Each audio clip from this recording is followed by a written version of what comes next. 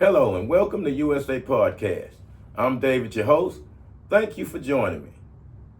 Today I want to talk about the things that you should know before you reach the age of 40.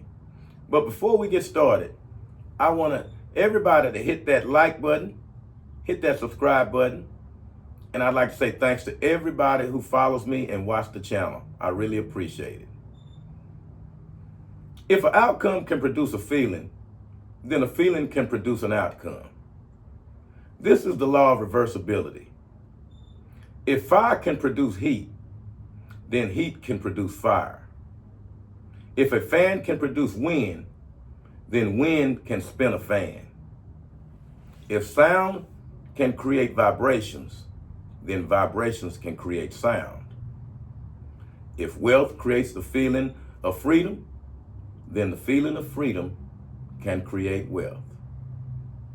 If success creates confidence, then confidence could create success. If love brings happiness, then happiness can be attracted by love. If you want something, you have to think it, speak it, and feel it before you can have it to create that outcome you desire. If you speak too much, you will lie. If you think too much, you will be depressed. If you care too much, you will be taken for granted. And if you trust too much, you will be betrayed. If you work too much, you could die of stress.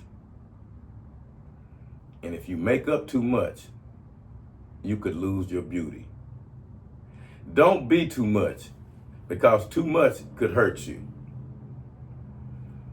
You know, I like to talk about history.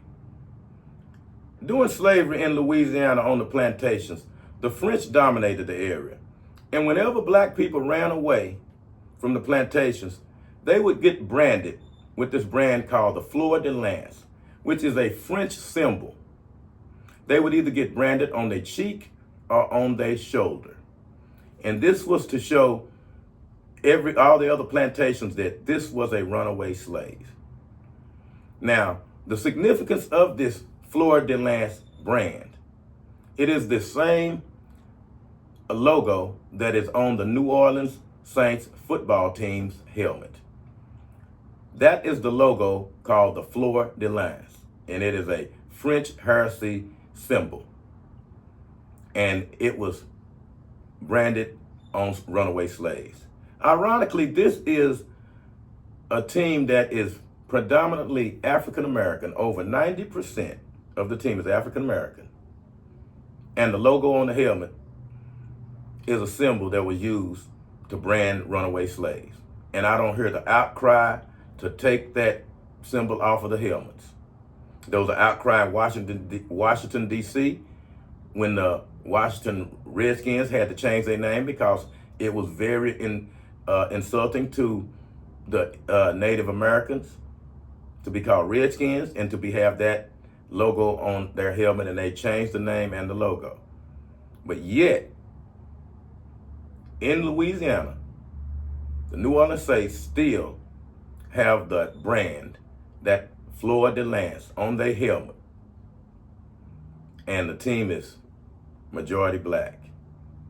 So I want everybody to look into this, and let's have an outcry to have that removed, because that symbol have no place in the NFL. Memphis, Tennessee. Memphis, Tennessee is known as a home of a lot of rappers. We had rappers getting killed there, the Young Dolph. We have a rapper, Glorilla, from there. We have a lot of interesting thing that goes on in Memphis. Well, Memphis, Tennessee was founded in 1819, and Memphis takes its name from Memphis, Egypt. Memphis was the capital of ancient Egypt for 6 decades, and this is how Memphis, Tennessee got its name. Because of the proximity of the rivers in the Mississippi Delta, the same way it was in biblical times with the Nile River and the Nile Delta. There are so many similarities there. They had 6 dynasties. They called Memphis the capital of Egypt, where it was a business center. They had a lot of debauchery going on, a lot of crime.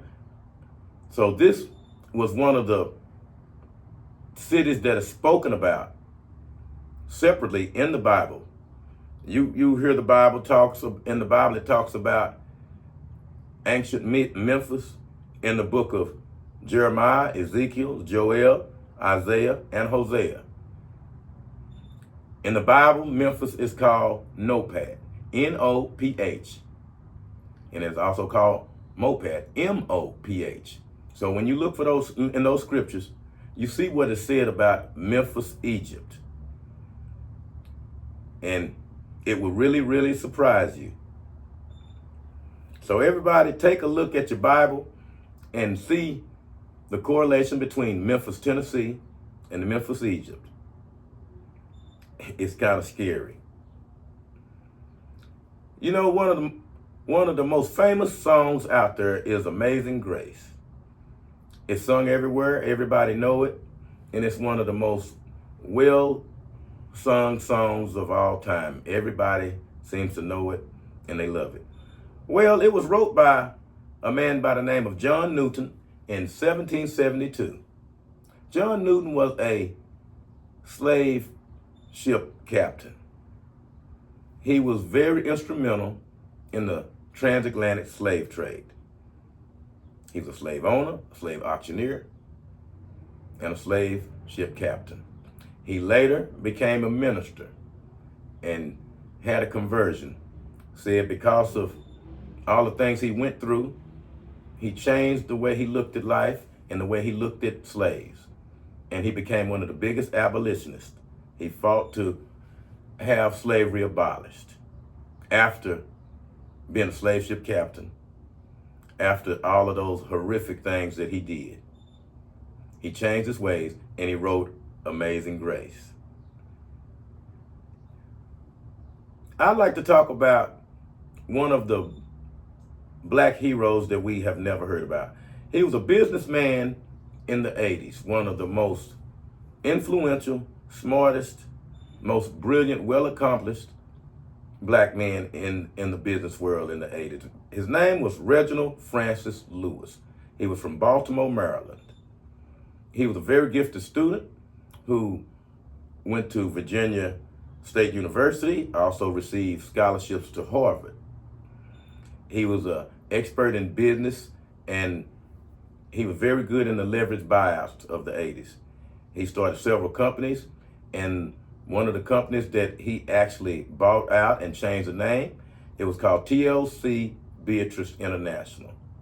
And it was a $1 billion company, something unheard of by a black person in the 80s, to buy out a $1 billion company. Well, he did that. Reginald Lewis was born December 7th, 1942, and he died January 19th, 1993. At age of 50, he was a young man doing such big things. And he was sorely missed, but a lot of people don't know about his accomplishments. He was survived by 2 kids, he was married, and he was very good giving back to the communities. So Reginald Francis Lewis is someone that we should never forget. And whenever there is any celebrations about the accomplishments of African Americans, we should never forget about one of the first businessmen who was a powerhouse in the industry, whose life was cut short at age 50. And it says he died of brain cancer. This is David from USA Podcast. Thank you everybody for joining me, and I look forward to seeing you on my next episode.